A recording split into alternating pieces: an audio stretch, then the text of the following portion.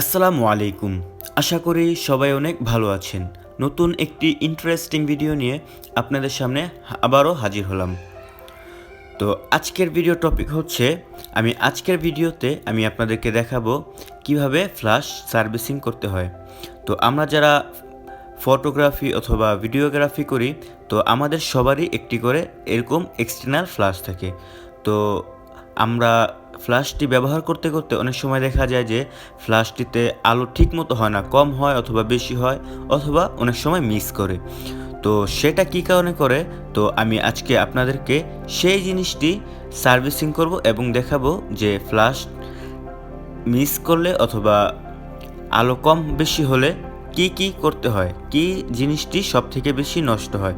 তো আমি আজকে যে জিনিসটি নষ্ট সেই জিনিসটি চেঞ্জ করে আপনাদেরকে দেখাবো। তো সবাই দেখতে থাকুন।